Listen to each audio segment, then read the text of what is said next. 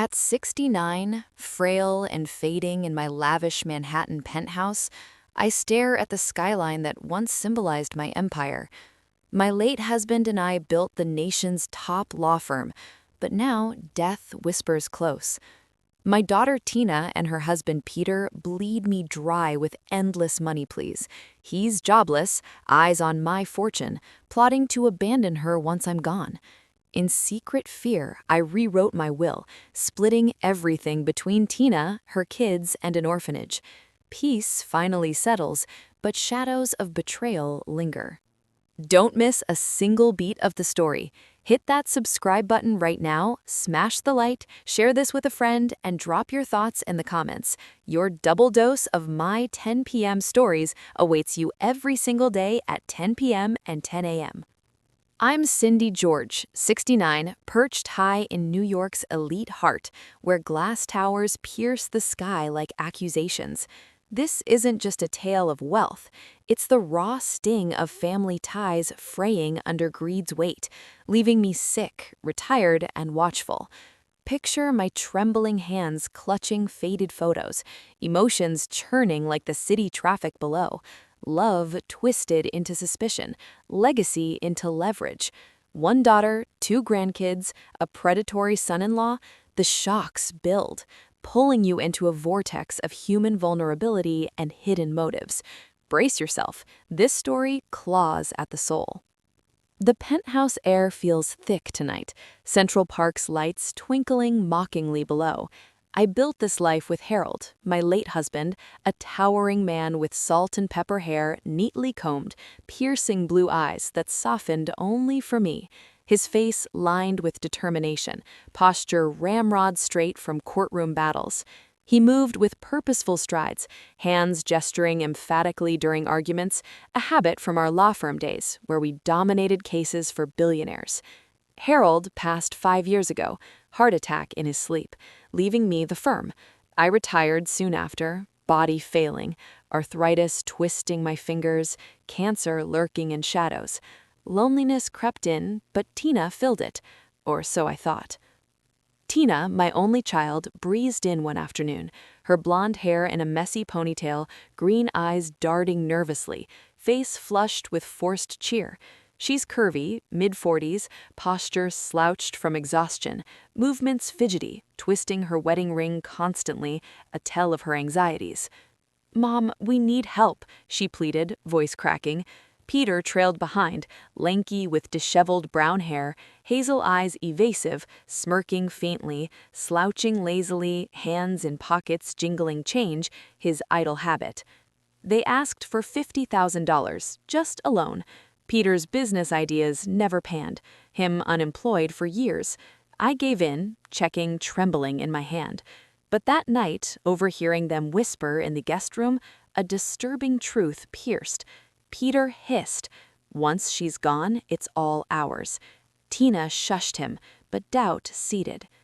Weeks blurred, requests escalating, cars, vacations, my health worsened, doctor's visits alone.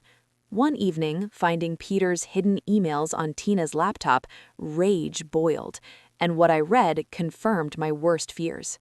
Those emails burned into my mind like acid. Peter wrote to a lawyer friend, "Cindy's will, make sure it's ironclad for us." Us? No mention of Tina alone. My heart pounded, betrayal's knife twisting. I confronted Tina privately in the sunlit kitchen, her face paling, eyes widening in shock. "Mom, it's nothing," she stammered, but her fidgeting, ring-twisting betrayed lies. Peter lounged in the living room, oblivious, flipping channels lazily. His smirk grated, that slouch screaming entitlement. Harold and I started the firm from a tiny office, grinding through nights. We amassed wealth, properties, stocks, the penthouse worth millions. I taught Tina values, but Peter corrupted her. Their visits turned predatory. "Mom, the kids need college funds," Tina begged, her two children, little Emma and Jack, innocent pawns. Emma, 8, with curly blonde locks, bright blue eyes sparkling curiously, chubby cheeks dimpling in smiles, skipping energetically, hands clapping excitedly, a bundle of joy. Jack, 10, tousled brown hair, serious brown eyes, lanky frame hunching shyly, shuffling feet, biting nails when nervous, quiet observer. I adored them, spoiling them with gifts, but Peter eyed my safe, questions probing. How's the estate plan? A disturbing truth emerged during a family dinner. Peter lost his last job for embezzlement, hidden from me. Tina confessed tearfully, he promised to change. My sickness amplified fears, chemo draining me, body frail. I hired a private investigator, and the report arrived sealed. Reading it alone under dim lamplight, gasps escaped. Peter's affairs, debts mounting. But the final page revealed a plot that shattered my world. The investigator's report detailed Peter's double life, mistresses in cheap motels, gambling debts over $200,000. He bragged in texts about inheriting big soon. My blood ran cold. He was counting my days. I hid the file in my study, locking it away. Tina noticed my distance, her green eyes pleading during a walk in the park. "Mom, what's wrong?" she asked, posture tense, movements jerky. Peter hovered, his hazel eyes calculating, slouching against trees, jingling change incessantly. The grandkids lightened moments, Emma's giggles as we fed ducks, Jack's quiet questions about my firm stories, but shadows loomed. My health plummeted. Doctors said stage 3 cancer treatments are aggressive. Alone in hospital beds, I reflected on Harold's death, his final words, "Protect our legacy," hand squeezing mine weakly. A disturbing truth hit during a midnight call. Tina whispered, "Peter's pushing for power of attorney." Why? To control if I slipped into a coma? I refused, tension rising. Arguments erupted, Peter yelling, face reddening, fists clenching, a new aggressive mannerism surfacing. I sought solace at the orphanage I'd supported anonymously, watching kids play. The director, Miss Elena, warm with gray-streaked bun, kind brown eyes, wrinkled smile, sturdy posture, bustling efficiently, hugging children habitually, reminded me of lost purpose. Donating felt right, but Peter's snooping intensified. He accidentally found old bank statements. One stormy night, he cornered me in the hallway, breath hot, and his words exposed a venom I never imagined. "You're not long for this world, Cindy," Peter sneered, his hazel eyes darkening with malice, posture looming threateningly, hands gesturing wildly, a shift from his usual lazy slouch. My heart raced, backing against the wall. Tina intervened, pulling him away, her face ashen, eyes tearful. "He's stressed, Mom," she excused, but doubt festered. The grandkids sensed discord, Emma's skips turning timid, Jack's nail-biting worsening. I confided in my old law partner, Mr. Ellis, a balding man with wire-rimmed glasses, sharp gray eyes, stern expression, upright posture, pacing thoughtfully, tapping pens rhythmically, a meticulous thinker. "Rewrite the will," he advised over coffee. "Protect Tina and the kids." A disturbing truth unfolded in his office. Peter had inquired about contesting wills, posing as a client. Premeditated greed. My sickness raged, nights vomiting, body wasting. Memories flooded, building the firm with Harold, our triumphs and high-profile cases, champagne toasts. But Peter's parasitism poisoned it. Requests turned demands. "We need the Hamptons house title." I stalled, hiring security. Paranoia gripped. Was he tampering with my meds? Visiting the orphanage again, Miss Elena shared stories of abandoned kids, her hugs warm. I pledged 25% silently. Drafting the will alone, pen shaking, I divided, half to Tina, quarter to grandkids' trusts, quarter to the orphanage. Signing it felt liberating, but Peter's suspicious glances grew. Then an anonymous tip email arrived, "Watch your back," and its sender's identity cracked open a deeper conspiracy. The email came from Tina's old friend Sarah, whom I hadn't seen in years. Petite with red bob hair, lively green eyes, freckled face, beaming optimism, bouncy steps, waving hands animatedly. Always the gossip. "Peter's planning to leave after your death," she wrote, attaching chat logs. My stomach dropped. Logs showed Peter romancing a younger woman, promising freedom once the old bat croaks. Vile words scorched. I wept silently, city lights blurring through tears. Tina deserved better, but love blinded her. Confrontation brewed. At dinner, Peter's smirk irked, his jingling incessant. A disturbing truth surfaced mid-meal. He'd forged my signature on loans, debts in my name, bank calls confirmed.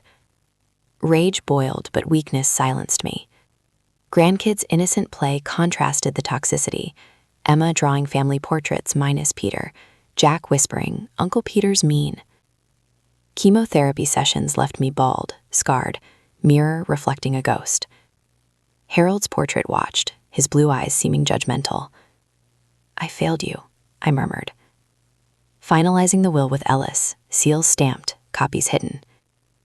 Peter's behavior escalated, sudden concern visits, probing health questions. One afternoon, finding him rifling my desk, confrontation exploded. "You parasite," I shouted, voice frail. He laughed coldly, advancing. But Tina walked in, witnessing the raw hatred. And her reaction unveiled a heartbreak I couldn't foresee. This tale of betrayal and redemption has more layers. Subscribe now to uncover them all. Comment your family secrets and share widely. Tina froze in the doorway, her green eyes widening in horror, posture crumpling as if punched, hands clutching her chest, a rare vulnerable mannerism. "Mom? Peter?" she gasped, voice breaking. Peter spun, face contorting to innocence, slouching defensively. "She's delusional, babe." But the rifled papers spoke volumes. Tina's tears flowed, realization dawning. That night, she confessed alone on the balcony, wind whipping her ponytail. "He's changed, Mom. Debts, affairs." A disturbing truth poured out. Peter married her for connections, eyeing my wealth from day one. She'd known fragments, enabled out of fear. My heart ached for her. My girl, once an ambitious lawyer like me, now trapped. Grandkids slept unaware. Emma's teddy clutched, Jack's book scattered. I shared the will's changes, her eyes lighted with relief, then guilt. Peter stormed out, slamming doors. Days of silence followed, tension thick. My cancer treatments intensified, pain relentless. Dreams haunted, Harold warning, guard them. Orphanage visits soothed, Miscellaneous stories of resilience mirrored mine. But Peter's return was ominous, flowers in hand, apology scripted. Accepting warily, I noticed his new watch, expensive, unexplained. Digging via investigator, shock hit. He'd siphoned from joint accounts. Confronting him privately, his denial cracked. "You're dying anyway," he spat. And in that moment, a violent threat escaped his lips. "If you cut me out, you'll regret it," Peter growled, his hazel eyes flashing danger, posture aggressive, fists balling, a terrifying shift from laziness. I recoiled, calling security. He left fuming, Tina torn between us. Nights alone, pain meds fogging thoughts, I pondered legacy. The firm sold profitably, wealth secured. Tina moved in temporarily with kids, her presence comforting. Emma's energy lifted spirits, Jack's quiet hugs healed. But Peter's calls were harassed. "We need money now." A disturbing truth emerged from bank records. He laundered through fake businesses, risking everything. Ellis advised restraining orders, documents filed. Chemotherapy's toll mounted, hair gone, weight plummeting, mirror showing hollow cheeks. Memories of Harold's strength bolstered, our wedding in Central Park, vows eternal. Orphanage donation formalized, Miss Elena tearful in gratitude. Peter's desperation peaked, stalking shadows outside the penthouse. One evening, a break-in attempt, alarms blaring. Police came but no arrest, lack of proof. Tina's loyalty wavered, Peter's manipulations whispering. Then a hospital stay for complications, IVs dripping. Waking to Peter at bedside, smirking. "What do you want?" I croaked. His whisper chilled. "Sign over power." Refusing, he left angrily. But nurses reported a tampered drip line, and the implication hit like poison. The tampered IV suggested sabotage. Peter's doing? Police investigated, but evidence slim. Fear gripped, security tripled. Tina distraught, her fidgeting constant, eyes haunted. Grandkids confused, Emma asking, "Why's Uncle mad?" Jack withdrawing further. My body rebelled, cancer spreading. Doctors gave months. Reflecting on life, Firm victories, Harold's love, Tina's birth. Joy's tainted now. A disturbing truth from Sarah's follow-up. Peter planned to contest the will, claiming undue influence. Ellis fortified defenses, trusts ironclad. Peter's visits were banned, but he lurked via texts, threats veiled as concern. Orphanage events distracted, kids' grateful drawings, Miss Elena's warm embrace. Home, finding Tina packing, my heart sank. Peter convinced me you're paranoid, she said, tears streaming. Begging her stay, emotions raw. She hesitated, kids clinging. Peter arrived uninvited, confrontation explosive. You old witch, ruining us, he yelled. Tina defended me finally, slapping him. He stormed out, vowing revenge. Relief was short-lived. Next day, lawsuit papers were served, claiming elder abuse, demanding control. Court battles loomed, my frailty exposed. But a hidden recording from my study changed the game, and its contents exposed his ultimate deception. The recording captured Peter's earlier rifling, his mutters, "I'll forget what I need," incriminating gold. Ellis presented it in court, the judge's gavel sealing his fate, charges pending. Peter's face twisted in defeat, hazel eyes defeated, slouch broken. Tina divorced him swiftly, custody secured. My health stabilized briefly, remission whispers. Grandkids thrived, Emma's art classes, Jack's books. The orphanage flourished with funds, Miss Elena naming a wing after me. Peace settled, the penthouse feeling home again. A disturbing truth lingered. Tina admitted enabling him for years, fearing loneliness. Forgiveness came hard, but love prevailed. Nights stargazing from the balcony, Harold's spirit near. Will's division ensured security. Tina's share managed wisely. Kids' trusts untouchable. Orphanages 25% transforming lives. Peter vanished, rumors of fleeing abroad. Relaxed finally, body weary but soul light. Yet a final doctor's visit brought dread. Scans showed recurrence, aggressiveness. Facing the end, I gathered my family, telling stories of past, laughter mixed tears. But an unexpected visitor knocked late, and who it was unraveled loose ends. Chapter 10. The visitor was Peter, disheveled, begging forgiveness outside the door. Security held him, but I allowed entry. Curiosity piqued. He collapsed sobbing, hair unkempt, eyes bloodshot, posture broken, hands trembling. Desperation's portrait. Lost everything, he confessed. Debt collectors hunting. Tina watched warily, kids hidden away. A disturbing truth spilled. He'd always resented my success, plotting from engagement. Affairs, thefts, all to seize control. But bankruptcy humbled him, mistress gone. I listened stone-faced, no pity. You nearly destroyed us, I said, voice steady. He pleaded for money, one last grasp. Denying, security escorted him out. That night will be profound. Cancer's grip tightened, but family close. Emma's drawings adorned walls, Jack's stories entertained. Tina's devotion mended wounds. In quiet moments, Harold's photo smiled in approval. Legacy secure, regrets faded. Yet, as sleep claimed me, a dream warned of unfinished business, and waking to sirens outside hinted at tragedy. As the city lights dim on secrets buried in wealth's shadow, the ache of fractured trust lingers like unspoken words. This story fades, but another's betrayal brews. Tune in tomorrow for hearts torn anew in the dead of night. If this story touched you, stay with me for the next one. Tap subscribe, hit like, share it with someone who would feel it, and leave your thoughts in the comments. My 10 p.m. stories arrives every day at 10 p.m. and 10 a.m., so you're always caught up.